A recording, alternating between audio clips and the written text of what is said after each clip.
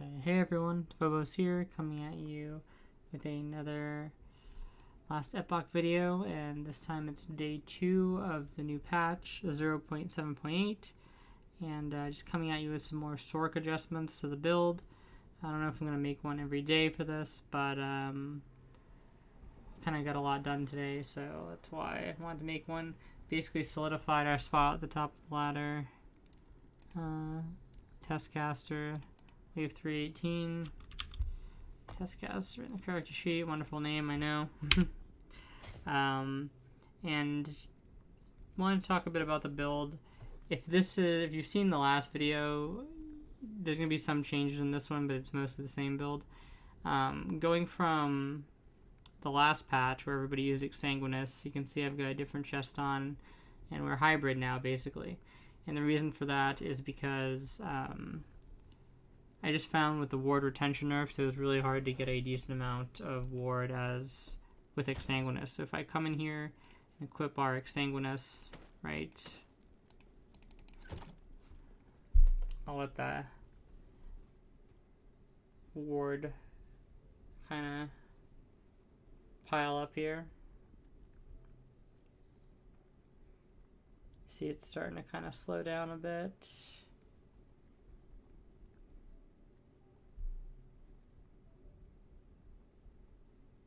So it's going to stop probably around like 2100, I think, 2200.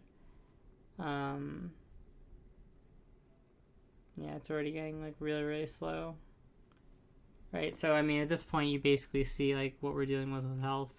If I use a health pair of boots, it goes up a little bit more, but we're gaining like what, 100 or some extra health on the with the Exsanguinous, and then we're losing all the stuff that Prism Wrap gives us. So Prism Wrap gives us 30% less elemental damage taken, which is huge. Just increased elemental damage, critical strike, and elemental damage leeches health on crit, which is kind of nice. And it's not like we're only relying on 2k HP, we're going hybrid. So we have Flame Lord, which now activates. We don't run an autocast, very important, and I'll talk about that more when I get into the Flame Ward tree. But use that as kind of like your defensive. Gives us a decent amount of ward, but we're mostly doing it for the percentage mitigation. Keep in mind that only works on hits. And we have stuff like Teleport, which actually gives us a pretty decent amount of ward every time we use it, and can be used fairly quick. We also have the ward retention from that, so we're gaining ward, as you can see. And then we still have ward on hit from Glacier, and ward on kill from Amulet. So that's mainly how we're getting a lot of our ward. And I'll talk about the idols. So the idols I use all Cryomancy. Interesting thing here, I'm experimenting with not using a crit immunity after Teleport idol, and that's for something in the Flame Lord tree, which I'll get to. But yeah, pretty much just running Cryomancy idols. For the prefixes, you're going to want like Shock on hits, like this is a really good one, or crit for the most part. I mean, freeze rate multiplier is never like bad, but I wouldn't say it's something I really like, go after or anything like that. So yeah, those are the idols. We'll get into the skills. So we'll start with Flame Ward, why not? So Flame Ward now is completely gutted in terms of just like a raw ward generator because the cooldown is so long. And this means that it's pretty much just best to use it as a like defensive ship button. So with that in mind, like we're trying to get the most amount of ward and the most amount of damage reduction. In my personal opinion, if you take Barrier, you may not have to like super hardcore invest in ward because you already have so much less damage reduction, damage reduction, right? I think it's 80% because it's, or 70% because it's 30% baseline, right? Yeah, and then 40% from this node. However, the reason why I do still like to invest in some of like the ward here is because sometimes when you get hit, like obviously the goal is to use it preemptively, right? But sometimes you're going to get hit and then use it, or sometimes it might proc from Astonish here. And in those cases, you might already be chunked out. So it's actually good to have like a nice little buffer of health that can just pop up.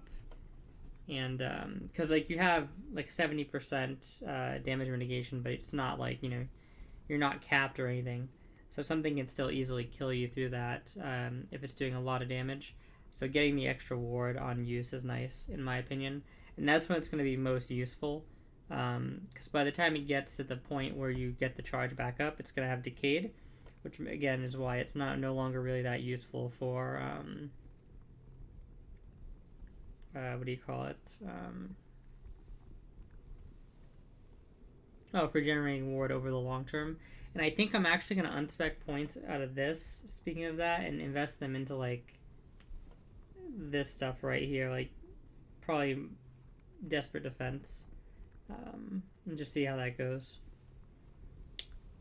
Make sure you get the 2 charges. It's really good.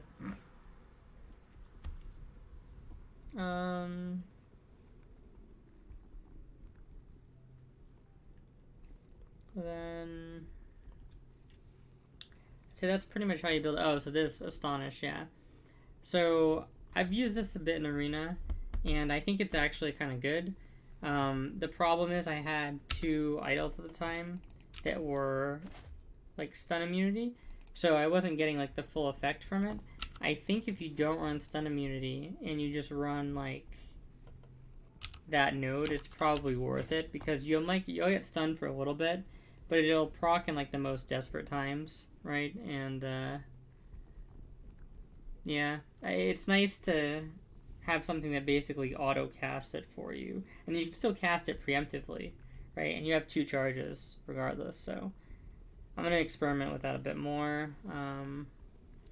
Focus, obviously, just need this to get your mana back. The main thing we're doing here is we need Desperate Meditation and Energy Infusion. Other than that, you can put your points anywhere. I'm probably better off, honestly, putting them in Mana Flooded, because once you have the level of protections and stuff, or the level of like ward and stuff like that, this stuff starts to fall off. But this will make you a bit more tanky, clearly, right? So there's that. Glacier, pretty much same tree exactly. Make sure you get Critical Barrier, Critical Rejuvenation. I may actually unspec out of this now. I'm not sure like what I would do with it.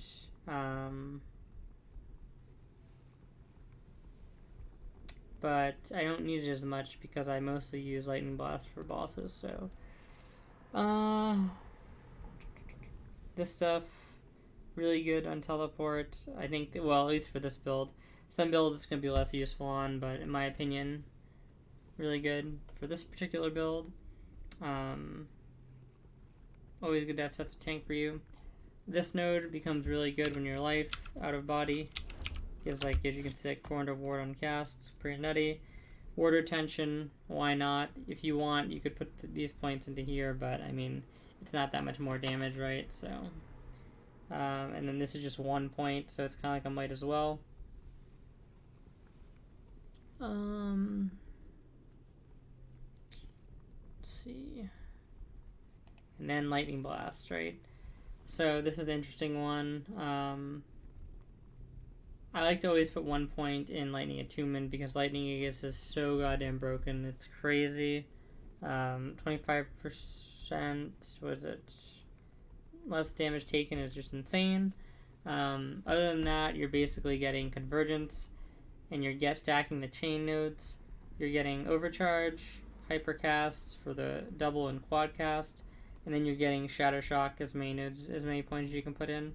Probably worth taking a point out of here and putting it in here, to be honest. Just haven't really done that yet.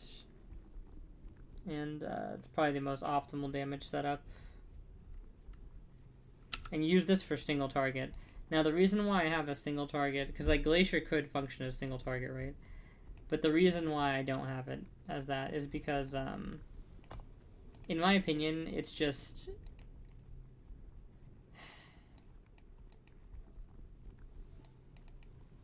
it costs too much mana to really use. It's much easier to like kite with Lightning Blast because it only costs 15 mana and it hits like an ass load of times. So you can actually cast it and it still keeps hitting something. And if you get like Ignite Chance or something, they have Ignite on them for a bit, so it's like they're not really regenerating health. So if they have that heals have not been damaged recently, it helps with that. And you're never going to have to, like, if you have even reasonable full mana going into the fight, like, you're just going to kill the rare before you even have to focus most of the time. You'll only have to focus a tiny bit, and then you can just get right back to spamming. It applies shock super fast if you have shock, which I'll talk about in a second. It does, like, more damage, and it's more mana efficient, and it's just, like, safer to use, right? And it's, like, also, like, basically auto-targeted. Like, it's not really auto-targeted, but, like, if you click on the thing, it's not going to target. Like, it's not like Glacier, where if you, like, miss off the mark, it's not going to, like, all the waves might not hit or something like that, you know? This is going to pretty much always hit. And, like, if they're moving, it doesn't matter, right? Like that, right? Like, you can kite with this super easily. You don't even have to worry about where you place it. Going into the tree, start with this, convert it to cold. This is for the Lightning Blast. Get the crit, get Warden, Elementalist, and Knowledge of Destruction. And then I just get this for the Intelligence, although it may not be worth, to be honest. I might reallocate those points at some time in the future. This stuff, pretty much just get damage. Make sure you get Chill Chance here. Cast speed's really good. Crit multi here is really good. This I'm on the fence about. I'm going to unspec this and see how it feels. This is only going to be good for you if basically every time, like if you crit a pack of, if you cast a Glacier into a pack of 10 mobs and you get 10 crits, and they each spawn a Spark Nova, then it would be amazing. I don't really know if that's how it works. So what I'm going to try and do is see if things just like feel different not having it and go from there. And if I don't notice it, then, you know, I'll just assume it didn't work like that. But that could be good and it could be dog shit just depending on how it works. This shit would be really good, Dragon's Breath with Mirror's Breath, but unfortunately it just doesn't work. I'm not really sure why. I tested it. Obviously you want this. Cooldown recovery speed's never bad. I'm going to touch on that in a second in a little bit more detail. I think if I remove the points out of here, I'll remove some points from this and just max out Arcane Current, or possibly go and take some from this int node and put them in there. Yeah. That's pretty much it. Oh, the cooldown recovery speed. So, coming on to the gear. In terms of new bases and stuff, I would say, I think something that's really easy to do now is run a two-hand, although I keep getting absolutely fucked.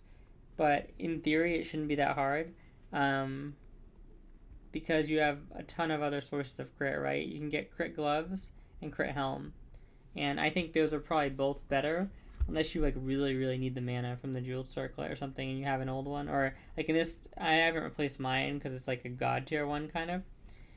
But speaking about cooldown recovery speed, I feel like it's much less important now that Flame Ward has kind of got nerfed and has a huge ass cooldown, because there's pretty much nothing that you're going to do now to get it to be like, you know, a good amount of, like you're not going to make a huge, like before it was like it gave so much ward that it was like you literally, you're thinking to yourself like, okay, if I can make the cooldown a little better, then I'm going to get it a little faster, but that a little faster adds up over time, right? And in this case, it's just like, it's so long now that it's basically irrelevant.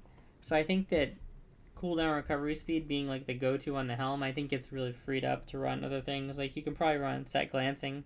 I think it's like set glancing, int, health percent is probably the best way to go on helm. That's what I would do, and then you can remove set glancing from another slot. But obviously I'm still kind of in the process of getting the gear together, right? And then if you run the crit stuff, you can get enough crit to go staff and still have 100% crit, which is insane. And it's just like free bunch of damage for no reason. And yeah, it's really good. That extra adaptive damage is going to be insane with Glacier. In terms of running crit on the staff, probably don't want to do that because I think there's too much crit on there if you get it that way. I think you can go up to like 180%. That's probably a bit too much. Unless your crit's low. But if your crit is reasonably high, that might put you actually over crit cap. Losing this is not as big a deal as you'd think because you already have like, was it 5 base and then 12? So you have 17 base crit on Glacier. So when you already have such a high value like that, losing 6 is not actually like the end of the world.